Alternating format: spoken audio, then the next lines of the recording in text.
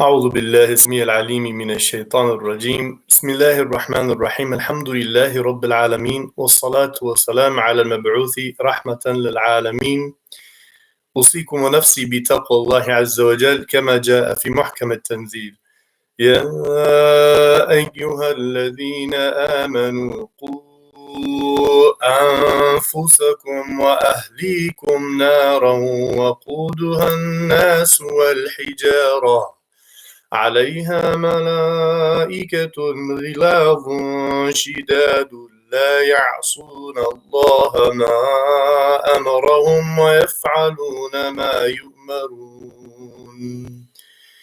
Brothers and sisters, we are blessed on this holy day of Jumu'ah in this sacred month of Ramadan. You know, now people are with their families a lot more than they were before. And this is a blessing, but it's also a test. And so I thought it would be good for all of us to reflect, what does the Holy Quran say? What does Allah say in the Quran about being good parents, about how to deal with our children, how to treat our children, how to raise our children in the ideal way? And so the verse that we began with, يا أيها الذين آمنوا قوا أنفسكم وأهليكم نارا. O you who believe, protect yourselves and your family from the hellfire. What this means is that everyone is first and foremost responsible for cultivating their own spirituality, for developing their own connection with Allah, for rectifying and refining themselves from all of the sins and the evil and the bad character traits that we are afflicted with in this world. And so we are living in this life in a state of purification, first concerned about ourselves. It's like whenever you are in a plane and they tell you when the oxygen mask comes down, first you have to take care of yourself before you start putting other people's masks on. And so that's what Allah is saying here in Surah At-Tahrim, that first you must work on yourself. Because if you are not working on yourself and you try to fix other people and tell them how to be, then it will fall on deaf ears. That's why it says, لِمَ تَقُولُونَ مَا لَا تَفْعَلُونَ in Surah As-Saff. O you who believe, why would you say this is what you should do and you don't do it yourself? And so first and foremost, we have to work on our own spirituality if we're to raise good children and children who have piety and righteousness and good character. And the second verse that I think hammers down this point very clearly about from which reference do we get it from. إِنَّ هَذَا الْقُرْآنَ يَهْدِي لِلَّتِي هِيَ أَقْوَمُ وَيُبَشِّرُ الْمُؤْمِنِينَ الَّذِينَ يَعْمَلُونَ الصَّالِحَاتِ أَنَّ لَهُمْ أَجْرًا كَبِيرًا. Surah Al-Isra. Indeed, this Quran guides to a better way of life, a stronger, more fortified way of life. And then it gives glad tidings of a great reward to the believers who work righteousness. And so what this verse is telling us is, the more we read Quran, the more we think and contemplate about these character traits that are being emphasized in the believers, in the prophets, in the path to heaven, the more we focus on that, the more we try to adjust our lives to that, then we are being brought to a life that is on a higher plane than your average person who is without that Quran. And so this is the fundamental relationship of the Holy Quran and the believer, is that of reflection, that of, well, what about my life and my situations? How would I respond with such and such ayah? So when you find yourselves thinking about an ayah from the Quran, or a reaction of a prophet, or a description of the people of paradise telling you how to act, and when you find yourself thinking about some sort of punishment related to an action, or the way of the disbelievers or the hypocrites, and so that's why you don't act in such a way. And so this is where we find ourselves in a life that is living the Quran, as we saw from our beloved Prophet sallallahu alaihi wasallam. So here, as believers, it requires a regular reading. So now we're in the month of Ramadan and we are intensified. So maybe we're reading 10, 20 pages a day of the Quran. Some people maybe even more, mashallah. Outside of Ramadan, maybe we read 2 to 5 pages, but we keep that freshness. We keep that freshness of the Quranic message. And it's not just like an abstract. The Quran is not just something we believe in that says some things about being Muslim. It's a relationship. It's a connection. And so Al-Quran al-Siyam yashfa'an yawm al-Qiyamah. The Quran and the fasting will be intercessors for us on the Day of Judgment. That if we truly lived by the Quran and we studied it and we contemplated it, we kept a regular relationship, obviously it's going to intercede on our behalf. If our fasting was sincere and it was about purifying ourselves of the desires of this world and learning to regulate our inclinations and our desires, then we will have that in our favor, interceding for us on the Day of Judgment. Similarly, the verse, it tells us a very strong warning. يا أيها الذين آمنوا لا تخونوا الله والرسول وتخونوا أماناتكم وأنتم تعلمون واعلموا أنما أموالكم وأولادكم فتنة وأن الله عنده أجر عظيم. O you who have claimed faith, don't betray Allah and the Messenger and knowingly betray your trusts. Know that your wealth and your children are a trial, and with God is a great reward.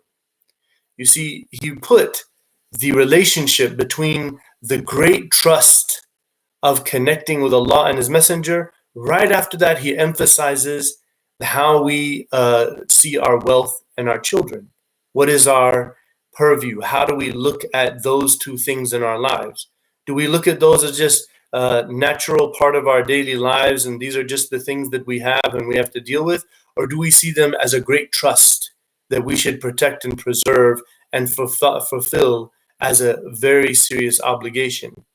So with him is the great reward for those who see this responsibility of having children as a big trust.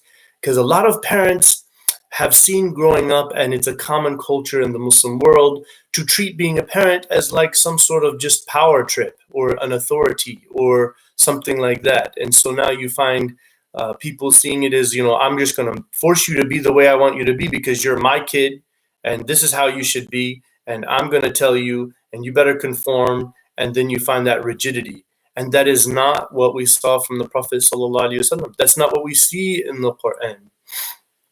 So when we look at the focus of one's life, يا أيها الذين آمنوا لا تلهكم أموالكم ولا أولادكم عن ذكر الله ومن يفعل ذلك فأولئك هم الخاسرون.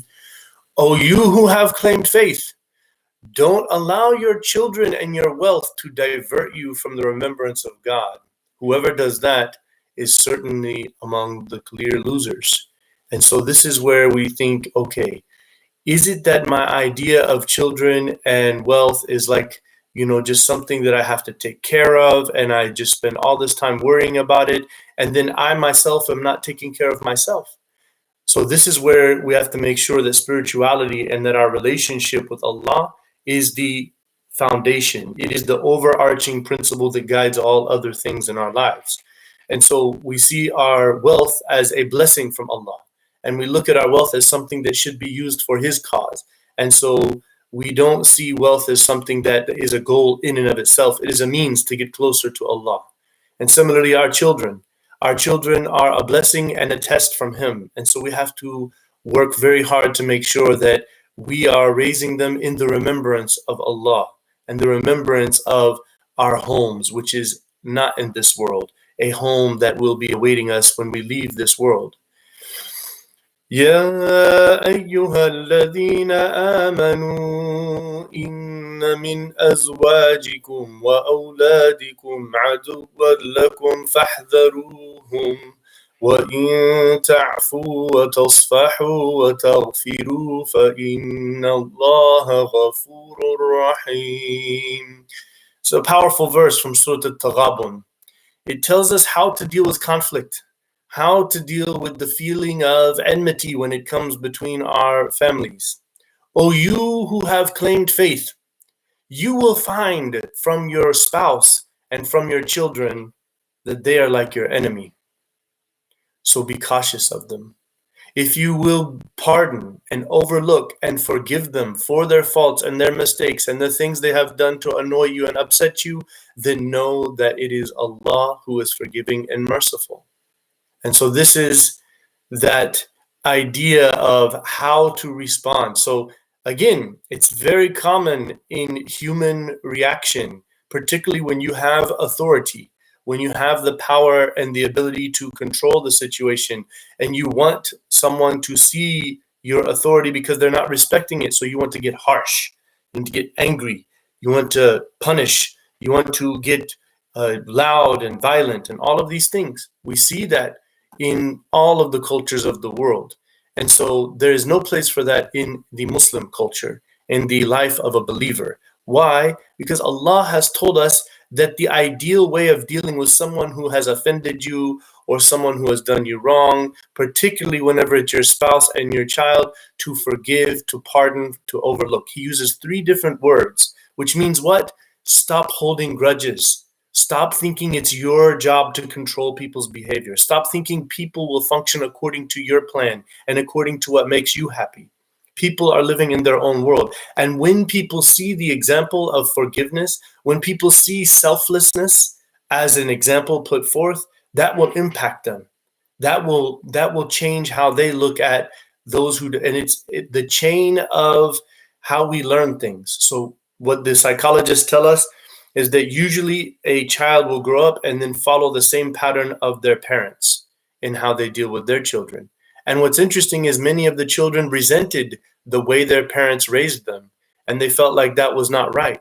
And then they fall into it because of what we call social conditioning.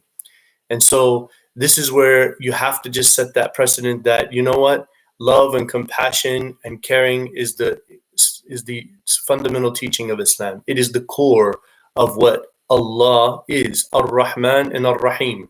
God is fundamentally compassionate, merciful, caring, forgiving. He is wanting well-being for others, benevolent, beneficent. And so these are the qualities that we should carry if we are to earn His forgiveness and His mercy. As the Prophet ﷺ said, "Man la yaghfir la yaghfar lah, man la yarham la yurham." That whoever's not forgiving will not receive the forgiveness that they are looking for when they are looking for it.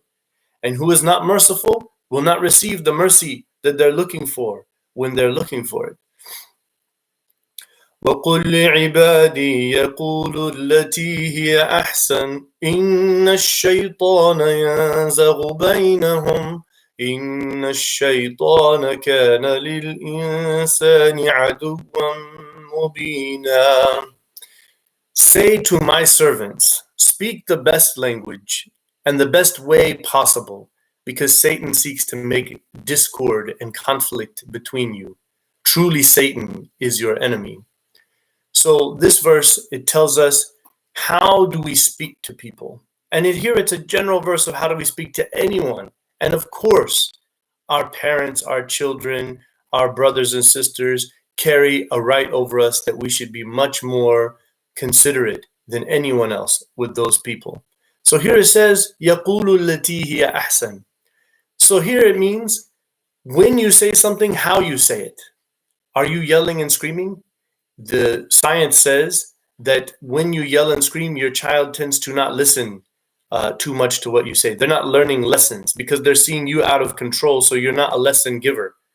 And so similarly, how you say it and what you say. So the way you speak to people and the way you communicate yourself, is that in an understanding, kind, compassionate way, or is it selfish and controlling and influencing them to be the way you want them to be? And so the shaitan, he's there to try to make conflict, to make people's sides, us and them, and I'm right and you're wrong and this and that. And so speak the truth. Let's say it gently. Let it be known. Speak the good morals and the good values. Let it be known what values and what things are wrong, what is falsehood, and then live your life accordingly. Speak and then live what you speak. So then how do we speak? وَقْصِدْ فِي مَشْيِكَ وَاغْضُضْ مِنْ صَوْتِكَ إِنَّ أَنْكَرَ الْأَصْوَاتِ لَصَوْتُ الْحَمِيرِ. In the story of Luqman, we are told that Luqman was given this responsibility to give an example of parenting. And so it says that you should be in purpose when you are going somewhere, when you're doing something. You're not just walking randomly and wandering around the earth. Rather, you are someone of purpose. And so that you're always on some sort of plan to get something done of benefit wherever you are. And then lower your voice. If you're going to talk to somebody, don't yell and scream at them. Don't talk in a fit of rage. And then he says, talking about one who raises their voice a lot, that the worst of all voices is the sound of a donkey whenever he's braying and making that loud noise. The Muslim should never have such a character trait. فَبِمَا رَحْمَةٍ مِّنَ اللَّهِ لِنْتَ لَهُمْ وَلَوْ كُنْتَ فَظًّا غَلِيظَ الْقَلْبِ لَانفَضُّوا مِنْ حَوْلِكَ فَاعْفُ عَنْهُمْ وَاسْتَغْفِرْ لَهُمْ وَشَاوِرْهُمْ فِي الْأَمْرِ فَإِذَا عَزَمْتَ فَتَوَكَّلْ عَلَى اللَّهِ إِنَّ اللَّهَ يُحِبُّ الْمُتَوَكِّلِينَ. Surah Al-Imran. This verse is talking about why so many people loved the Prophet, why people were attracted to him and drawn to him so much. It was by the mercy of Allah that you were gentle with them. If you had been stern and hard-hearted with them, none of them would have followed you. So pardon them. Give people another chance. Pray for their forgiveness. Ask God to forgive them and consult with them in your decisions. So here it is, the Prophet ﷺ, he is the Prophet. He has divine revelation. He is the best of humanity that we know of. His example is massively beautiful and complete. We have all of these examples of the prophetic legacy, and he was the great leader, full of miracles. And yet he was told to consult with those who are under his authority, those who have pledged their allegiance to him. The Prophet to the believers is even more than a parent to children. And so yet even then, Allah is telling the Prophet ﷺ that he should consult with those under his authority. Meaning what? Listen to them. Let your kids tell you what they think, and then listen to them, and then consider the value of what they're saying. Consider the point, and that maybe they have a better idea than you. Maybe your spouse has a better idea than you. And then if you have the responsibility, if you have the authority, as the Prophet did, as parents do, and so forth, then you must take the decision based upon what is morally right, regardless of what anybody thought, whether you're changing your opinion to fit somebody else, or whether you came to find honestly, sincerely, that your original idea was the correct idea. And that's the value of consultation. يا أيها الذين آمنوا كونوا قوامين بالقسط شهداء لله ولو على أنفسكم. The concept of justice, the concept of being even-handed. Dear believers, stand up firmly for justice as witnesses to God, even if it be against your own selves. Do not follow your desires, lest they cause you to commit injustice. So as parents, it is very, very crucial that we look at what we're thinking and how we're acting and what we have done and how we have acted, and that we rectify that by owning the truth. If we found that we have done wrong, if we've caused harm and annoyance to our family, to our children, and we did that without fairness, without prophetic character, even if we were saying or doing the right thing but in the wrong way, as we see in many of these verses, then we have to own that. The scholars of psychology also said that those who own their mistakes in front of their children, the children grow up and they're much more creative and they're much more humble, and they listen to other people because they saw an example of owning your faults. But when they grow up and they've never heard a parent say, you know what, I was wrong when I did that. Try to think to yourself, when I was how much did I hear my parents saying, I shouldn't have done that. I was wrong. Forgive me, son. Forgive me, daughter. That way I said that, or how I did that, I shouldn't have done that. That is of the purest of faith. that is of the best of character, and people will be affected. See, the devil will entice and whisper to someone and tell them, oh, if you tell them you're wrong, then now you're weak in front of them. You're supposed to be the big parent. You're the authority now. So if you tell them that you're wrong, then now they'll just run all over you. They'll trample you. Actually, the data suggests the opposite is true. They will tend to be more obedient and respectful to you when they see that character trait coming from you. And that's the beauty of the Quran in our lives, is that we see that the behavior, as we saw in the first ayah, يَهْدِي لِلَّتِي هِيَ أَقْوَمُ. This Quran guides to a higher level of functioning and acting. And so we see that modern scientific research of human behavior in a very deep and meticulous way is proving that the Quranic guidance is the correct guidance. And so that is something that was revealed to an illiterate man living in a very uncivilized place in Arabia 14 centuries ago. So now all of these thorough researches and psychological measures of modern science are saying these are the ways we should act. This is how we should engage. لَقَدْ كَانَ لَكُمْ فِي رَسُولِ اللَّهِ أُسْوَةٌ حَسَنَةٌ لِمَنْ كَانَ يَرْجُو اللَّهَ وَالْيَوْمَ الْآخِرِ. That in the messenger of God is the best of examples for those who remember him often and who wish to meet him in the hereafter, who are planning to meet him. So following the Prophet ﷺ in studying his character and his mannerisms and how he dealt with people, specifically that of children, this is the success that we're looking for. This is the way of planning for the hereafter, following that Quranic model of the human experience to the greatest of human potential and modeling our lives after that and feeling guilty when we don't live up to that. We can't look at ourselves and say, oh, well, I'm just a person. The Prophet is a prophet. He's blessed and he's touched by the divine. So then therefore I'll never be like that. So no big deal. I'll just not necessarily work so hard towards that. No, we should always work to try to improve ourselves to be in line with the character of the Prophet. That's why the Quran is telling us he is the best example. So one of the teachings of the Prophet that all of you are shepherds responsible for a flock. Everyone on this earth is responsible for something or someone. And so that is where we have to take responsibility. And we have to think, because the word in Arabic for responsibility, it's mas'uliyah, meaning you'll be asked about it.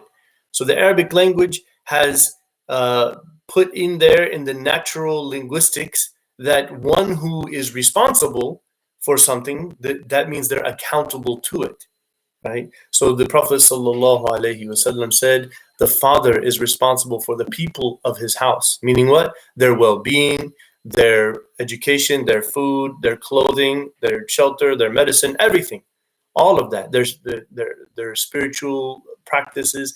The father should be this figure that is overlooking everything in the house and making sure all of it is in line with Islam and all of the needs are met. And the mother is a shepherd responsible for her husband's house and his children. And so the scholars understood this, that generally God has made that while it's not like she's, trapped in the house or that she has to be in there, but generally a wife is responsible for the house, generally speaking. And, this is a general culture that it doesn't have to be, but women would be in the home and the husband would be out working. The only case in which the scholars said that the woman has to be at home is whenever she has children to raise. She has small children that they're not in school and they need someone to be there. And so God created the woman with the womb to give birth to children and the breast to feed the children, and that carrying place where she feeds them is to her chest, close to her heart, and so forth. And so that's the way she was created. So this is the responsibility that we feel, that we are raising children and we will be asked about on the day of judgment how we treated our children, how we raised them. And we can't, so if you do your best and you're following all this, somebody might say, I'm doing all of this, Imam, and then my kid, remember the story of Noah. He lived a whole life, a very long life, and his son does not listen and does not follow. And at the end, he died on the mountain trying to escape from the punishment of God rather than just to clearly see what's in front of his eyes. And that's that his dad is a prophet and to follow him. And so at the end of the day, we don't control people. We cannot, some people have asked me, well, I'm going to do this, I'm going to do that. So I'll give you one example. A family in Florida one time, their son got into the wrong way of, wrong life and bad example. And so they said, what, we're going to go back to Egypt. Their family comes from Egypt. And so then they went to Egypt. And now the way they're dealing with this problem is not in character and in trying to understand and reasonable measures. They took an extreme measure and then they went over there. And then they said that after 2 years of being there, the kid got worse over there. And because now there's this rebellion that see what you have done. So there is a wisdom in how we deal with all circumstances. And we see in these ayahs and in these hadiths we're talking about are the fundamentals. Even if you're doing it to the best of your ability, it's all you can do. When people grow up and they're responsible for themselves, you cannot change them. You cannot control them. You can just always be that loving, caring source of guidance and unconditional love, and they will always come back to you. And if they're dealing with tough circumstances, at one point or another, every adult will realize when they are in the wrong way. I mean, that's how I came to Islam. I realized that the lifestyle that I was leading and the people who I were close friends with, the more I thought about it, the more harm and the wrong I saw and the lack of point and purpose. And so then I moved towards looking into that. And I looked into spirituality, and the miracle of the Quran and the example of the Prophet, peace and blessings be upon him, became evident as my path. So the Prophet ﷺ was narrated by Anas bin Malik, who lived in his house. Anas bin Malik says, I never saw anyone more compassionate and caring and merciful with all children than the Prophet ﷺ. And he says, even me, I lived in his house for 10 years. He never reprimanded me once in such a harsh tone. And so the Prophet ﷺ is telling us how to be by his example. The Prophet said, be generous with your children and seek excellence in disciplining them. Meaning what?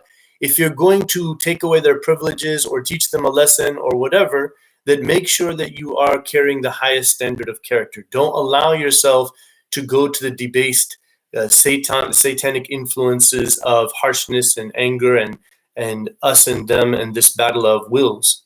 So the Prophet ﷺ never hit anyone, ever, except if people have brought a battle to him with militaries in a battlefield. Then the Prophet would fight them as is anybody should do.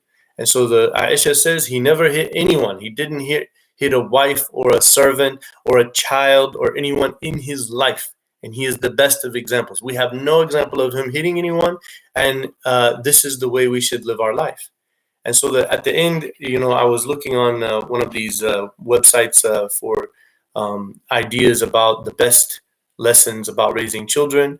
And they say, be a role model. And they explain why. So the psychologists and those who study this science of human behavior as it relates to parents and children, they said that while it's easy to start saying, look at my kids, look how they're acting and all of this, for the most part, the experts say that your child is learning ethical values and behaviors by watching you. Mom and dad were the two fundamental influencers from day one, the two people who always were there from small child, and they were soaking it up. They even say that by 5 years old, a child has soaked into them an identity and a way of acting, and they've seen how others. So when they yell and scream and this and that and what they do, and if they're greedy and selfish, it's because we have not presented the right example to them. And it's because the house did not. And that's another important thing, is that while the parents are the fundamental brothers and sisters, as well as the TV the children are watching, all of those can influence their behavior and give them ideas about how should you behave.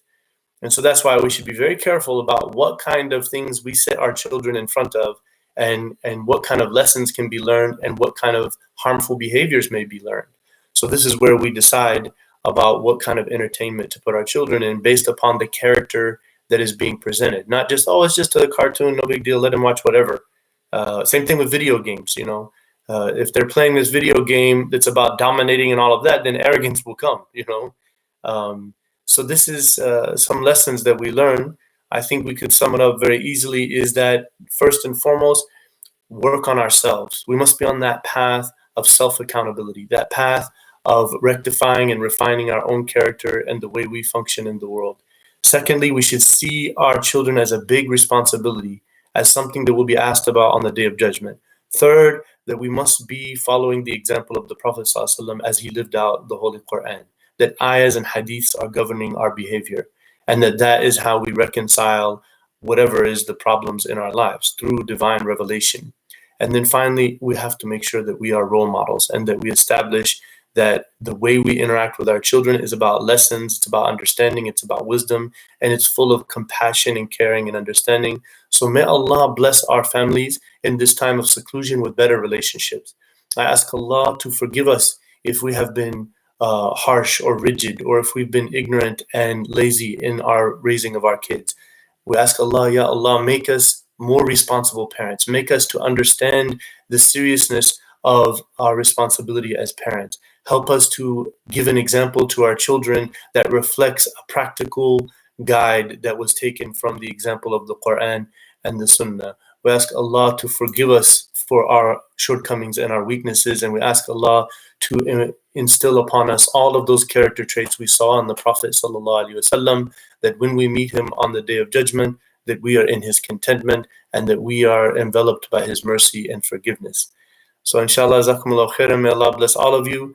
We'll be coming up next Wednesday on the last 10 nights of Ramadan. And so we'll buckle up and take a very strong focus on how we carry ourselves and our understanding of life and purpose. So reading the Quran more, praying more, building a better relationship with Allah. So inshallah, we will see you tonight at the living Quran in the example of the Prophet ﷺ and the recitation of the Holy Quran. Jazakumullah khairan. Assalamu alaikum wa rahmatullahi wa barakatuh.